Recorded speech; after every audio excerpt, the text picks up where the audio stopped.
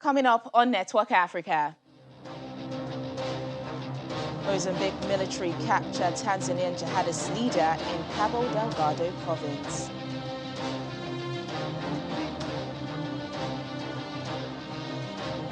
Civilian groups call for 2 days of civil disobedience and general strikes in Sudan.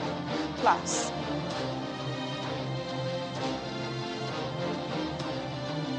Guinea's ousted leader Alpha Condé in UAE for medical treatment. Hello and welcome to the program. I'm Teniola Shoboale. Mozambique military forces say they have captured a jihadist leader, a Tanzanian citizen in Nangade district in the northern Cabo Delgado province. Military officials say the 39-year-old leader, known as Ali, was captured alongside 6 other Islamic State group-linked insurgents. He's said to have been one of the militant leaders whose task was to recruit fighters and direct attacks. His capture comes amid a worsening security situation in the district with a series of jihadist attacks in recent days. The latest attack happened in Alimuala village on Saturday and resulted in the death of 6 people. Over in Sudan, civilian groups are calling for 2 days of civil disobedience and general strikes after security forces killed 7 people, according to medics. It appears the recurring protests in the country are now escalating, and security forces are also not backing down. It was one of the bloodiest days since demonstrations against an October coup began. According to medics, 7 people were killed by Sudanese security forces on Monday, January 17th. Civilian groups are now calling for an escalation of protests, 2 more days of strikes and civil disobedience starting on Tuesday in response to the violence.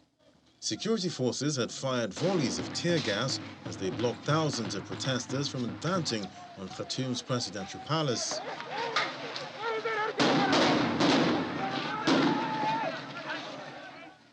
The protest movement aligned Central Committee of Sudanese Doctors, which reported the 7 deaths, said security forces had also used stun grenades and live ammunition. Huge crowds have been taken to the streets since the October 25th coup. They want civilian rule after a takeover ended a military-civilian power-sharing deal agreed after longtime leader Omar al-Bashir was ousted. The latest violence threatens to further deepen the gulf between military leaders and the protest movement. Government sources put Monday's death toll at 3, and a Security and Defense Committee formed under Sudan's ruling council commended security forces for their restraint. It also paid tribute to a police officer killed in protests on Thursday and said an anti-terrorism force would be established to counter potential threat without elaborating. Meanwhile, there's a crucial need for independent and impartial investigations to the International Criminal Court's probes regarding Darfur. Prosecutors of the ICC, Karim Khan, told the UN Security Council briefed the ICC investigations regarding Darfur focus on allegations of genocide, war crimes, and crimes against humanity committed in the region since the 1st of July 2002. It's not the location of trial or even the forum of adjudication that is critical. What is critical are independent and impartial investigations, independent and impartial adjudications, and then the rule of law that should triumph so victims can move forward, realizing that everything has been done to try to ensure justice. The simple issue is this: if we don't accelerate cooperation between the government of Sudan and my office, investigations will keep continuing. If we are to carve out a roadmap for the completion of this situation in the way that I believe the Council want, that the victims want, the way to do it is to accelerate, to inject more cooperation and assistance within the office. And once again, thank you so much. These cases are not against Sudan. Sudan is a partner, not an adversary. They are against individuals for whom the evidence discloses their responsibility in relation to crimes within the jurisdiction of the court. We do need safe and secure access to Sudan. We need safe and secure access to the archives. We need to be able to look at where the mass graves are, and we need to be able to go to all parts of Sudan and work independently. Away from Sudan, a Tunisian military court has ordered the release of 2 detained opposition politicians who were arrested in September on charges of assaulting policemen. Lawyers of Safdine Makhlouf, the leader of the conservative Karama party, is being freed under judicial supervision and is expected to leave prison. The Islamist politician is a fierce critic of Tunisia's president, Kais Saied, who suspended parliament and sacked the government last July, arresting several senior politicians. Human rights groups have criticized the use of military courts to hear cases. Many opposition figures have described the president's power grab as a coup, and it has prompted mass protests across the country. The British Parliament is expected to debate a motion entitled Recognition of Somaliland, which has been tabled by MP Gavin Williamson. Somaliland seceded from Somalia more than 30 years ago, but it's not recognized as an independent state by the African Union or the United Nations.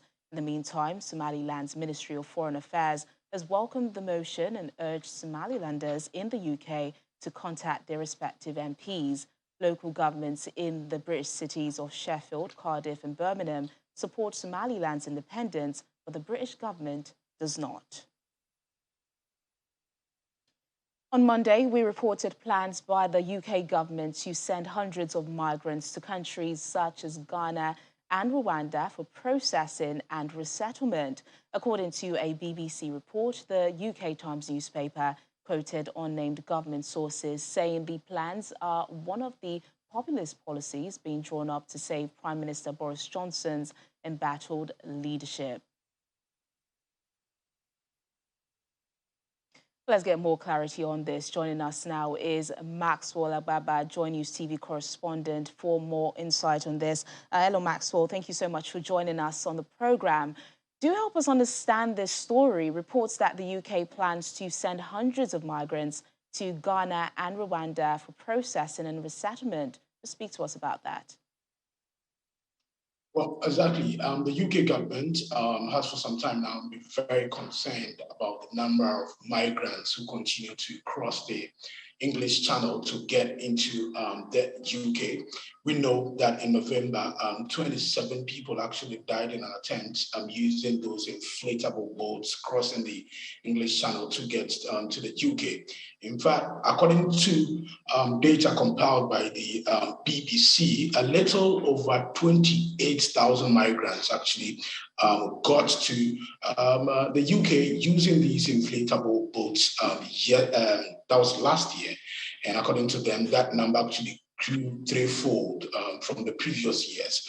So these are the concerns of the UK government, and we're told that as part of a raft of measures to control that, the Times newspaper in the UK is actually reporting that the United Kingdom is considering sending some of these migrants to Ghana and Rwanda for processing and resettlement. We are told that as part of the deal, countries will be given millions of pounds to actually take in some of these migrants who will be sent to Ghana and Rwanda, according to the Times newspaper in the UK. This has been reported widely in the UK. We've seen publications from the Daily Mail newspaper. We've seen Reuters also publishing same. We've also seen Al Jazeera and a couple of other media houses in the UK also reporting same on this, Amachi. And Maxwell, in Accra, where you are, how's the government? What's been the response? What's the government's reaction to this?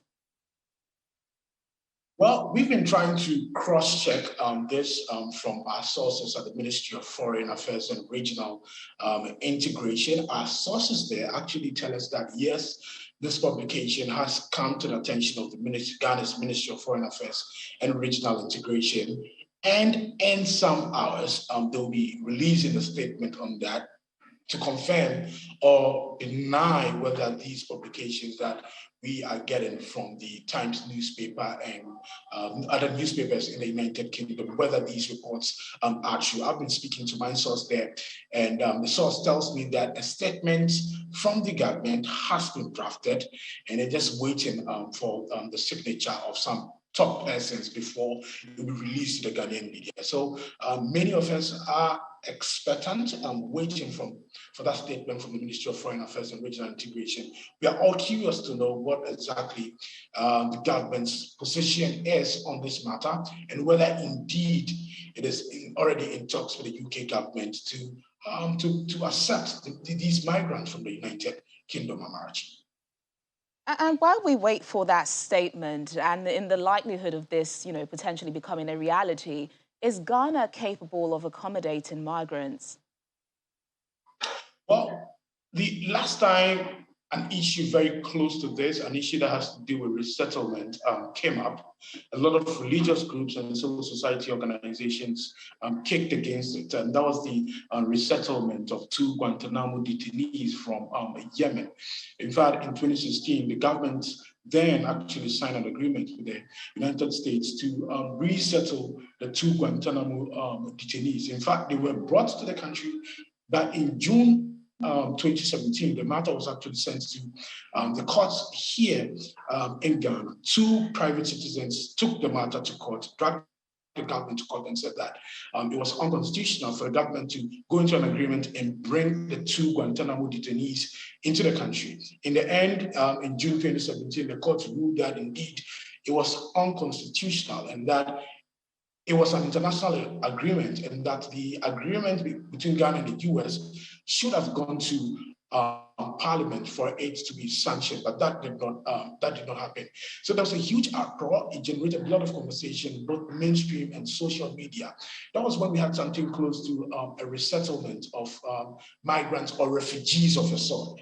But already the conversation has started. In recent times, Ghana has had to grapple with a migrant situation of assault. We see a lot of children and their parents from neighboring countries who have been displaced as a result of the political instability in their various countries on the streets of Ghana, begging for arms. And a lot of people are concerned about that situation. So the concerns now that many are raising are that if these migrants are brought into the country and they are not integrated properly, economically, what it means is that they will also join the problems that we're already facing here on the streets of Accra, with many migrants coming in from neighboring countries, begging for arms on the streets. If these people are not economically integrated properly, it would exacerbate the situation that we already have here in this country. And that is the concern that a lot of people are raising. In 2017, the issue that came up was about security. It is beginning to play up, now that many Ghanaians are also beginning to see, the publications from the UK Times. It has not generated a lot of hits yet on social media, but we are waiting patiently to see what the Ministry of Foreign Affairs and Regional Integration, would say about this. Then I'm sure it will kickstart the bigger conversation on social media, mainstream media here in Ghana. All right, then, Maxwell, I guess we'll have to wait and see. Thank you so much for joining us on the program. Thank you, too. Moving on, Guinea's ousted president, Alpha Condé, has flown to the United Arab Emirates for medical treatment. Local media reports that Mr. Condé was accompanied by his doctor and 2 bodyguards. The ousted leader has been under house arrest since he was ousted in a coup more than 4 months ago. Last month, the military leaders said the ex-president would be allowed to travel on medical grounds but could not remain abroad for more than a month.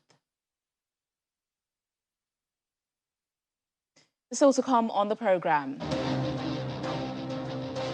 Egyptian sisters use church walls as canvas to paint dazzling and unique murals. We'll show you in a minute. Please stay with us. Thanks for staying with us. The United Nations Secretary General Antonio Guterres is calling on the world to stand together to make 2022 a true moment of recovery. In a speech at the 2022 World Economic Forum virtual session, Mr. Guterres urged all participants to focus on three urgent areas: vaccine inequity, global financial system, and climate action in developing countries. The world is emerging from the depths of a paralyzing economic crisis, but recovery remains fragile and uneven amid the lingering pandemic, persistent labor market challenges, ongoing supply chain disruptions, rising inflation, and looming debt traps, not to mention the geopolitical divide. The last 2 years have demonstrated a simple but brutal truth. If we leave anyone behind, in the end, we leave everyone behind. If we fail to vaccinate every person, we give rise to new variants that spread across borders and bring daily life and economies to a grinding halt. Last fall, the World Health Organization unveiled a strategy to vaccinate 40% of people in all countries by the end of last year and 70% by the middle of this year. We are nowhere near these targets. Vaccination rates in high-income countries are shamefully 7 times higher than in African countries. And we need vaccine equity now. In South Africa, parts of western and southern Johannesburg experienced an earthquake in the early hours of this morning. The earth tremor registered a 3.3 on the local magnitude scale, as recorded by the SA Seismograph Network. Residents took to social media to express what they felt, and there's been no reports of damage to property. The Council for Geoscience says the magnitude recorded is not a cause for concern, and that the tremor was likely caused by mining activities in the area, opposed to a shift in tectonic plates. Council workers in Boué in southwest Cameroon are being compelled to attend the ongoing Africa Cup of Nations football games. This is in line with instructions by the regional governor, with attendance being compulsory for all. The decision came after many games were played in the town of Limbe, with few fans attending the stadium. Boué is hosting the teams that are playing in Limbe. It appears the fear of many Boué residents is clashes between separatist fighters and the army. The separatists, who started fighting the government almost 5 years ago, have threatened to disrupt the tournament, but the government has assured of security. The Cameroonian government on Saturday reduced the daily hours of work for public workers, as many other cities have provided buses and cars for football fans as to increase the number in the stadiums.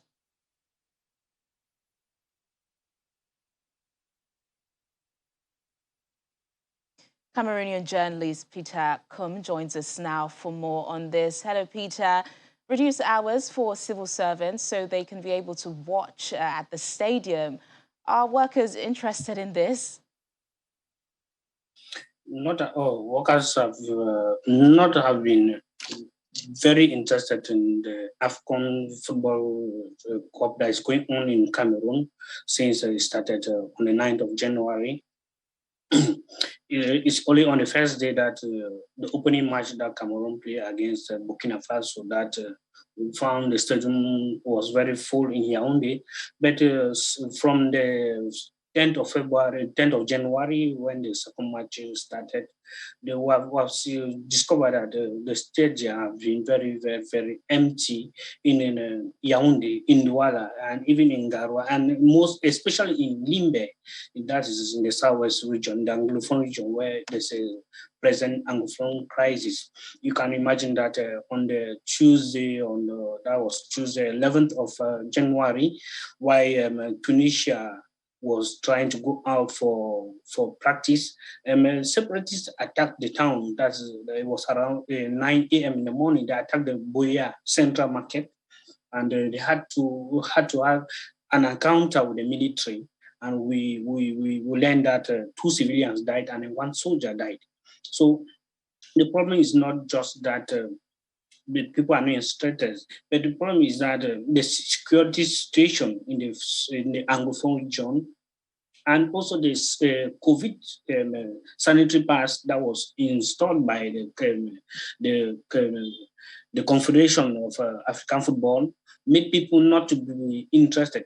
So the government had to insist that people should stop work from 2 p.m. So schools stop at 1 a.m. and workers have to go back home at 2 p.m. so that they can go to the stadium. Then the councils have been putting buses, even the politicians have been buying tickets for people so that the stadium can be full. But we think that people are not so very interested because they are more interested by their businesses, especially those in the West region, that is Bavusam, where one of the group is based. We'll speak about the security situation in just a moment, but I want to talk about the COVID situation first. Isn't this in contrast to the rule that only vaccinated people must be in stadiums? And now if they're pushing them to go watch matches, does this mean no need for the vaccination clause? That was at the beginning that the government and the CAF, as a confederation, the African Confederation of Football Cup, installed that only vaccinated people can go to the stadium. But since I think Friday now, people have been going to the stadium and they don't ask them even any document. They're even forcing people. The other day that was on Sunday. Even students were sent out from class and carried to the stadium to watch the football match. Because it's unbelievable that people play, the different groups, the different teams are playing in the empty stadium. Let's talk about the security situation now, Peter. How has it been so far? You know, despite threats from the separatists, government keeps assuring safety. Yeah, as concerned the security situation in the Anglophone regions, especially because that's where one of the group F is based, the government has been assuring that there will be no problem. But as I earlier said, on Tuesday, separatists came out it was at 9 a.m. and they attacked the central market and they make the Tunisian team and even the Gambian team that were supposed to go out for training not to go out. So the teams remained in their hotel, meanwhile they were supposed to go out. So you can see that. But the separatists have seen that they are not going to attack any foreigner or any team that has come to play. But they want their voices to be heard at this time that the African National Cup is being played in Cameroon. They want people to know what is going to Cameroon. They want the world to hear their cry. That's the problem. But the government has reassured them by sending more troops to these Anglophone regions. And the problem is not only in the Anglophone regions, in the far north regions of Cameroon, the Boko Haram terrorists have been attacking all these days. But, since they are still far, the Boko Haram terrorists are far from where the African Cup is being played. All right, then, Cameroon journalist Peter Koum, thank you so much for bringing us up to speed on the situation in Cameroon. Thank you. And our two sisters, Sarah and Christine, are using their talent to adorn church walls as they paint dazzling and unique murals that enrich Egypt's Christian heritage. Let's take a look. Two sisters used their talent to adorn churches with intricate Coptic art murals in their hometown in southern Egyptian governorate of Sohag. 25-year-old Sarah Kamel Zerki is a fine arts graduate, and her studies led to her fascination of Coptic art. She passed on a passion to her younger sister, 23-year-old Christine, and they now tour churches in the village of Azaz in Sohag with their paint and brushes. We work according to the Coptic art style. We paint ceilings, walls, and some wooden icons. Coptic art generally characterizes our church. Coptic art taught me how to understand the stories in my book, conclude a meaning from them, and understand what each symbol refers to. It made me deepen my knowledge further in the book. The sisters spent up to 12 hours finishing a single mural with little breaks. It is a difficult job to stand for 8 or 12 hours like this, and I only take a small break every 3 or 4 hours. It is really exhausting. It is difficult to keep going with it, but if one loves something and works on developing it, they will never get bored.